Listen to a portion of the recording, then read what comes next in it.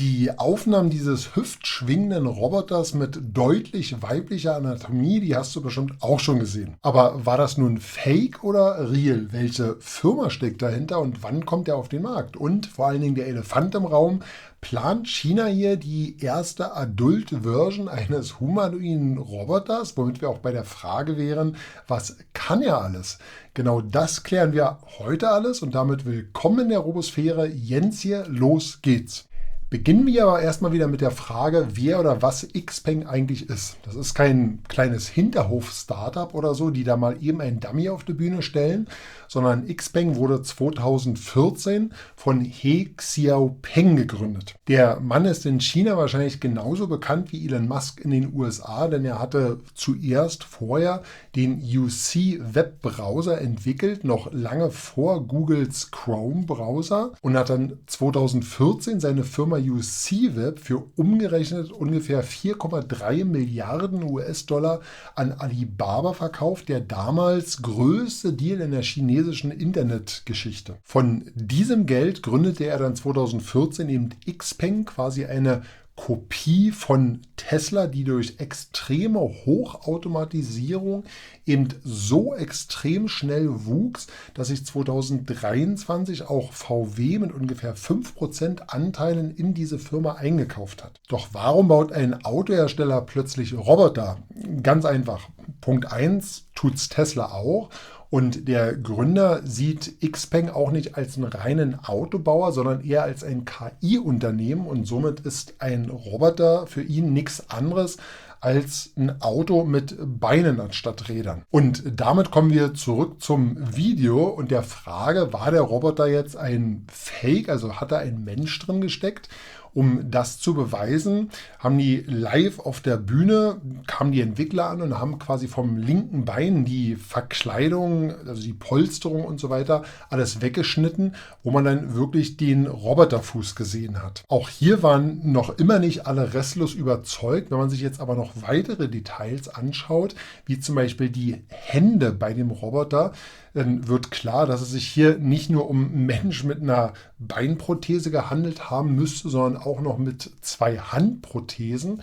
Und auch wenn man sich den Gang vom Roboter mal in Zeitlupe anschaut, dann sieht man deutlich, dass der eben den Fuß nicht wie ein Mensch abrollt, sondern es sieht eher so aus, als ob der eine Stahlplatte unten im Schuh drin hätte. Das läuft sich in etwa so bequem, wie als wenn du Skistiefel anhast, und dass jemand mit Skistiefeln so extrem elegant über die Bühne läuft, das wage ich persönlich ehrlich gesagt zu bezweifeln. Was ist jetzt aber mit der Adultoptik? Dieser weibliche Gang und auch die Körperproportionen, die sind laut Xpeng definitiv kein Zufall, sondern absichtlich und nennt sich Extremanthropomorphismus, was so viel heißt wie extreme Vermenschlichung. Die Idee dahinter ist, dass ein Roboter von uns Menschen am ehesten als Familienmitglied akzeptiert wird, wenn er uns so ähnlich wie möglich ausschaut und auch bewegt.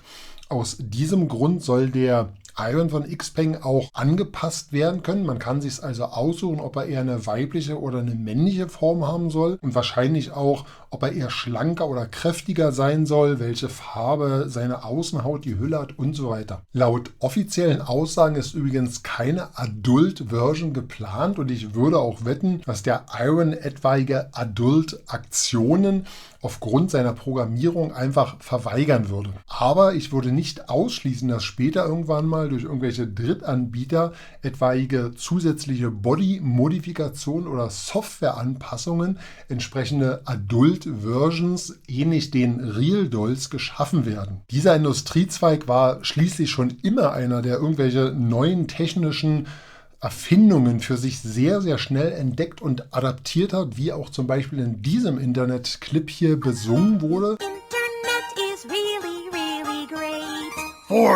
Ich verlinke euch das ganze Video unten in der Beschreibung für alle, die es nicht kennen sollten und die es sich mal komplett anschauen wollen. Bei der Gelegenheit gleich Abo nicht vergessen und auch mit Glöckchen abonnieren, damit du keine weiteren Videos mehr von mir verpasst. Was aber kann der Iron jetzt rein technisch gesehen? Er verfügt laut offiziellen Aussagen von Xpeng über eine künstliche Wirbelsäule, über bionische Muskeln, eine vollständig flexible Haut und 82 Freiheitsgrade. Im Vergleich dazu der Optimus von Tesla, der hat nur so ungefähr 74. Auch die Hände, wie schon gesagt, die sind ungefähr 1:1 so groß wie beim Menschen und damit wesentlich filigraner als zum Beispiel auch diese großen, klobigen Greifer beim Atlas von Boston Dynamics. Sein Gehirn besteht aus 3 Xpeng Turing AI-Chips. Das sind genau die gleichen Chips, die auch in den Autos von Xpeng verbaut werden. Die Gesamtrechenleistung, die wird mit 3000 TOPS angegeben. Beim älteren Generation 2 Modell vom Optimus, da waren es um die 500, aber es ist davon auszugehen, dass bei dem neueren Modell, was dann jetzt irgendwann Mitte, Ende des Jahres veröffentlicht wird, der wird wahrscheinlich mindestens gleichziehen oder auf jeden Fall mithalten können. Die 3 Chips im Iron, die teilen sich ihre Aufgaben. Einer wird für Bewegung, einer für Logik und einer fürs Sehen zuständig sein. Und genau wie auch bei den Autos wird auch der Iron über das Eagle Eye System verfügen, womit er wesentlich besser sehen kann sogar als ein Mensch, vor allen Dingen bei schwierigen Lichtverhältnissen wie bei extremem Gegenlicht oder so, was uns Menschen blendet. Da hat der Iron keine Probleme mit aufgrund dieses Systems. Eine weitere Besonderheit beim Iron ist die nach offiziellen Angaben verbaute Feststoffbatterie, die eine höhere Energiedichte hat, kürzere Ladezyklen und wesentlich sicher sein soll durch eine geringere oder kaum vorhandene Brandgefahr im Vergleich zu Lithium-Akkus. Vermutlich handelt es sich aber nicht um reine Feststoffakkus, sondern um sogenannte Semi-Solid-State-Akkus, bei denen noch ein kleiner Restteil an Flüssigkeit oder Gel enthalten ist. Einfach deswegen, weil reine Feststoffakkus, die sind eigentlich weltweit noch erst in der Entwicklung und frühestens 2027 oder 2028 marktreif. Nichtsdestotrotz, auch diese Semi-Solid-State-Batterien, die haben schon diese Vorteile, wie gesagt, von höherer Energiedichte, längere Laufzeit und vor allen Dingen auch die erhöhte Sicherheit, dass da eben keinerlei Brandgefahr besteht, wenn der irgendwo in Industrieanlagen oder auch zu Hause eingesetzt wird. Aufgrund des Ganzkörperanzugs beim Iron würde ich übrigens davon ausgehen, dass der Akku entweder relativ lange hält und dann aufgeladen werden muss oder ähnlich wie beim Vega 03 irgendwelche Ladespulen oder ähnliches in den Füßen integriert werden, wodurch er dann währenddessen aufgeladen werden kann und dadurch wirklich ein 24/7-Betrieb möglich ist, ohne dass er Akkus wechseln oder explizit an der Ladestation aufladen muss. Stichwort Sicherheit. Offiziell soll er den 3 klassischen Robotersätzen gehorchen, nämlich Punkt 1, er darf keinem Menschen Schaden zufügen oder zulassen, dass einem Menschen Schaden zugefügt wird.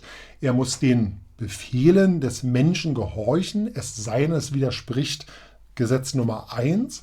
Und Nummer 3 ist, er darf sich selber nicht in Gefahr bringen oder schädigen, es sei denn wieder, es widerspricht Gesetz 1 und 2. Xpeng fügt hier noch ein 4. Gesetz hinzu, nämlich dass private Daten wie Bilder und Videos den Roboter nicht verlassen dürfen. Auch wenn ich gerade Letzteres extrem begrüße, würde ich nicht dafür meine Hand ins Feuer legen, dass gerade bei ausländischen Firmen das 4. Gesetz unter allen Umständen immer eingehalten wird. Vor allen Dingen nicht, wenn von ausländischen Firmen, wenn da irgendwelcher politischer Druck auf diese Firmen ausgeübt wird. Ein Problem hat der Iron aber gemeinsam mit allen anderen humanoiden Robotern aktuell noch, nämlich den fehlenden Trainingsdaten oder diese Real-Life Erfahrungsdaten aus der realen Umwelt. Xpeng hat hier natürlich genauso wie Tesla insofern einen kleinen Vorteil, dass sie natürlich diese ganzen Real-Life-Daten aus den Autos haben. Das hilft natürlich prinzipiell beim Sehen und der KI auch beim Verstehen, was sind jetzt wirklich Hindernisse oder auch diese physikalischen Gesetzmäßigkeiten, wie sich jetzt Geschwindigkeit auf Ort und so weiter auswirkt.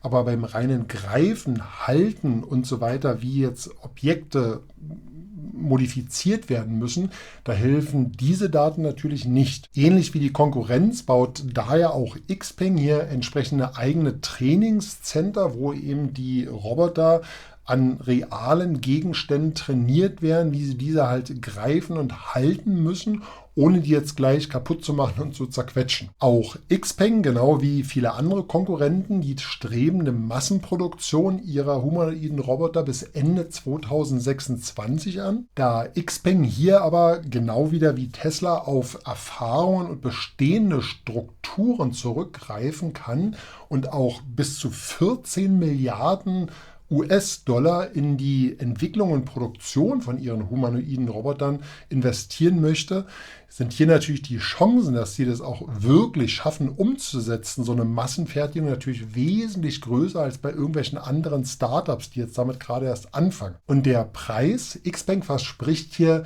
den Roboter zum Preis eines Mittelklasse-Wagens, was wahrscheinlich ungefähr so 45.000 US-Dollar entsprechen dürfte.